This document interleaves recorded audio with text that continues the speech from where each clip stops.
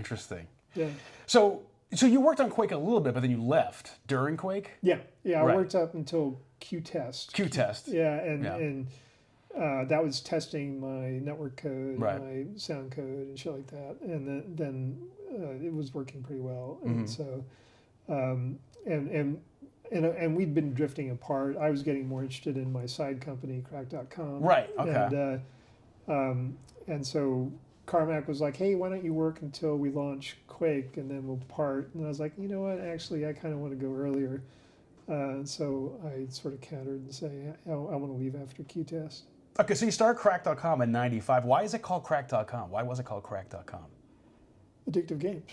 Okay, so it was literally named, okay, that's what I thought, because it's 95, the crack era has been full blast, and you named it after crack. It wasn't the .com era yet. But it was the crack era. We called it, it was always, it's always been the crack era. Yeah. So, but we called it .com because we thought, hey, we're really into this thing called the internet, which is super cool, and nobody knows about it, and so we thought that was a cute in-joke kind of a thing.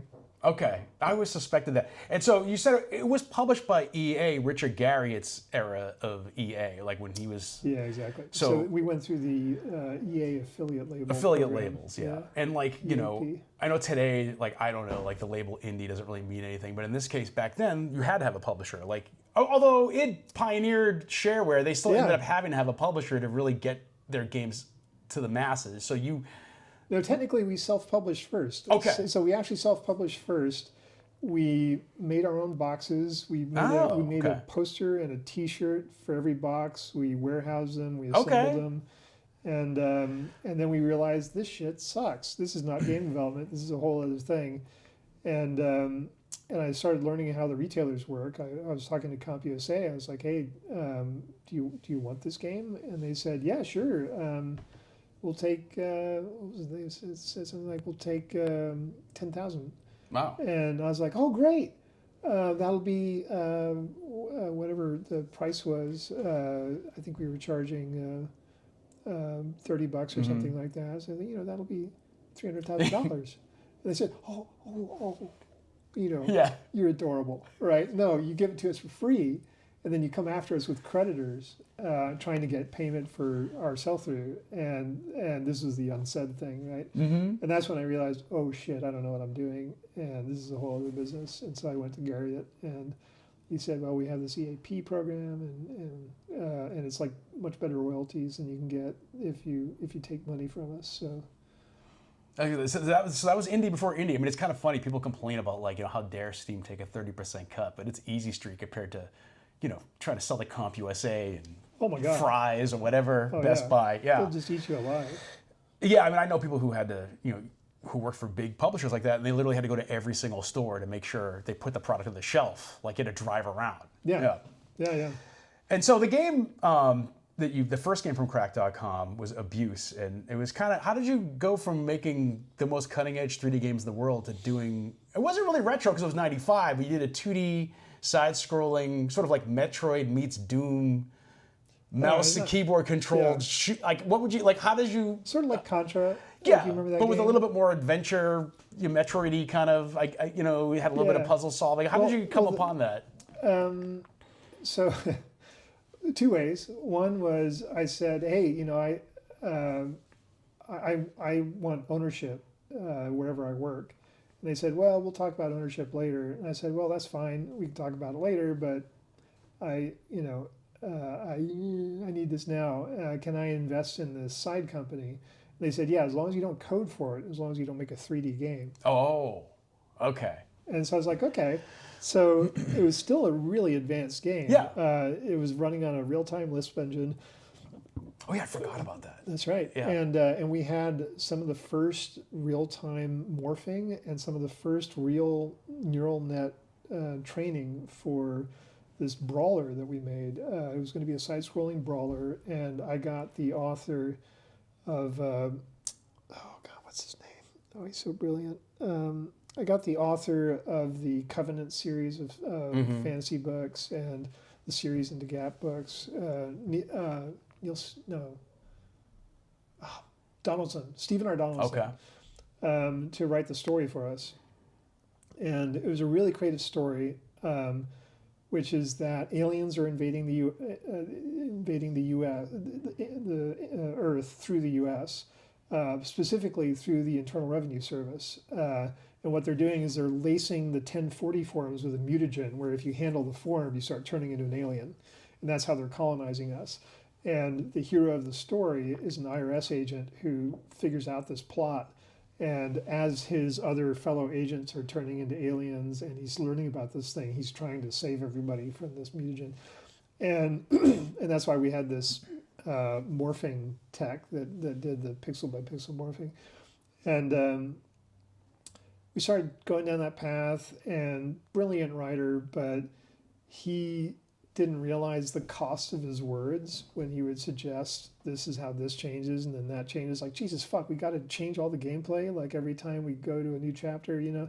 And I realized I didn't know how to manage a famous kick-ass author and tell him you don't know what you're doing, and you have to pull back and stick, you know. And I was just too afraid to do it. And so I said, hey, I really appreciate your time, but we're pulling the cord on this thing. And so we just looked at the engine we had and said, what can we do with this? And we're like, oh, what can we do in our sleep? We're like, we could do a side scroller. And we could use the mouse to aim in any direction. Okay, let's do that. And then our art director had created a really cool sort of dark alien-esque kind of feel. And so we just sort of went with that. And then we picked the name Abuse because it was one of the first cool sounding things we found in the dictionary starting at A, thinking we're going to be at the top of the list if we start with A. There was no page rank. There was no Google back then. Exactly. It had to be alphabetical. It was alphabetical. Yeah. I think I saw somewhere that claimed the game sold 80,000 copies. Is that accurate? I mean, it's probably been so long. You know, I don't know how many it sold through EA because we were paid on manufacture of the box. Oh. Well, how many did they make? We did fine. Right, okay. We did fine. But I don't like to talk. I'm not a big fan of talking about it. But was it successful? For us, yeah. Okay. Hugely successful as far as like what I invested and what we got back. Okay. But not by any stretch of the imagination anything like Doom or anything that would be considered successful today. Yeah.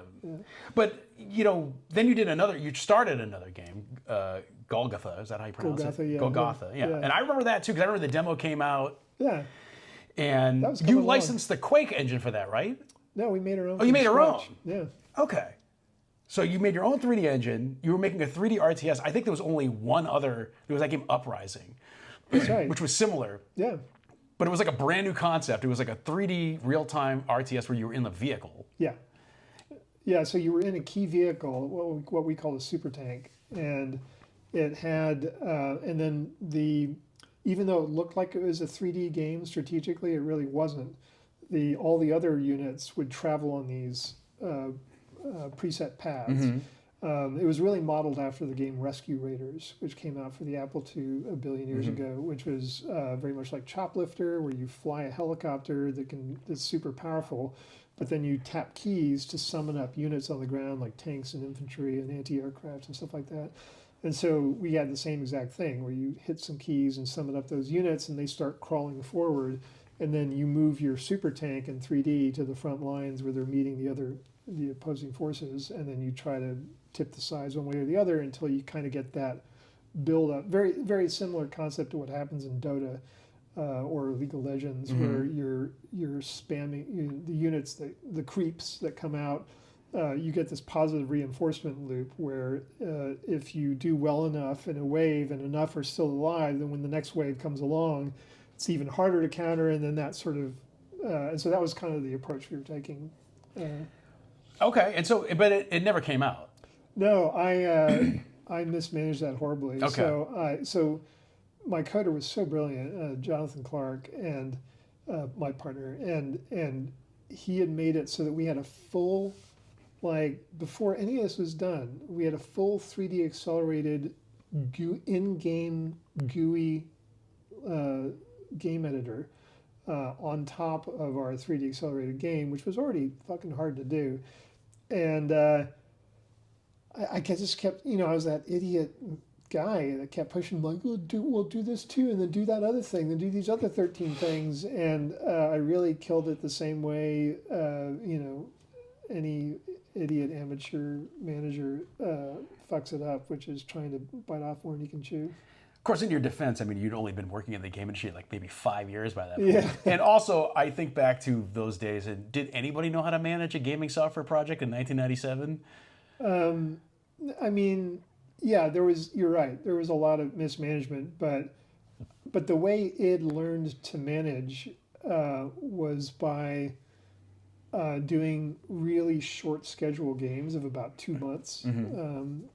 And if they didn't make it, they didn't ship, and they didn't get to keep doing what they loved doing. It was for a subscription software company called Sofdesk. Right. And they had learned intuitively through this kind of like basic training how to triage, when to cut.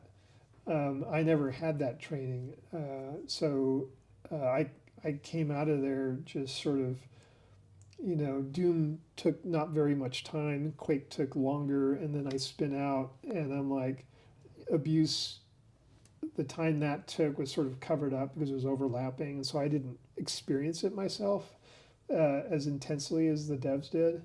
As I was mainly a creative producer and investor, right? And so when Golgotha came along, I was like a kid in a candy store, and just eyes too big. So you just kind of like ran out of money and stopped working on it, or? Yep. Okay, yeah, that's what happens. Well, also, the game went open source. You were always been a big proponent of open source, but even Abuse wasn't that open source and moddable, or were you? But I think I read that there was were you kind of forced into open sourcing it because there was a leak? No,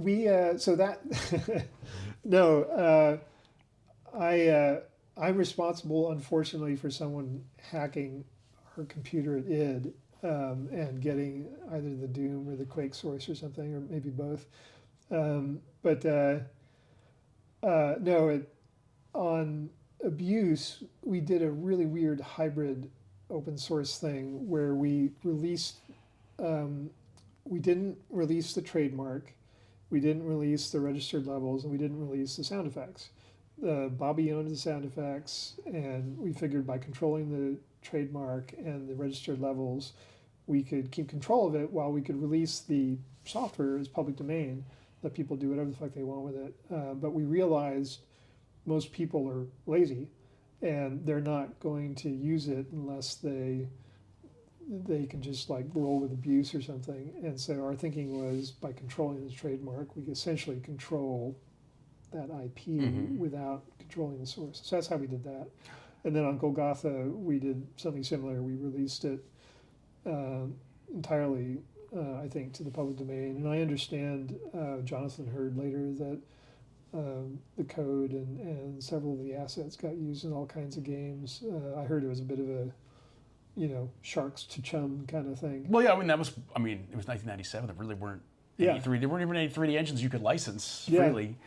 And then your IP sort of strategy you just described was kind of put to the test because, I don't know, fairly recently, maybe within the past 10 years, didn't somebody take Abuse, recompile it, and throw it on the App Store, and then you had to get it taken down because they used all the graphics, which, of course, like you say, you own the IP, but the code was open source, and somebody violated that. They actually used the registered levels, which they weren't supposed to use, and then they used Abuse in their name. I think they called it Alien Abuse or something like that. And so I actually had to come after him with a lawyer, and then I realized that was going to be too expensive, and so I just thought, well, let's make a competing Abuse game called Abuse that looks exactly and plays exactly the same, send it to Apple and say, well, which one of these are you going to take down? And they said, oh, okay, all right, well, we get it now, we'll take down Alien Abuse. Oh, so you first asked them to take it down, and they wouldn't take it down? They wouldn't take it down. Interesting. So you had to make a whole game, but why did that convince them versus just you saying, look, I have the IP? Fuck if I know, Yeah. dude.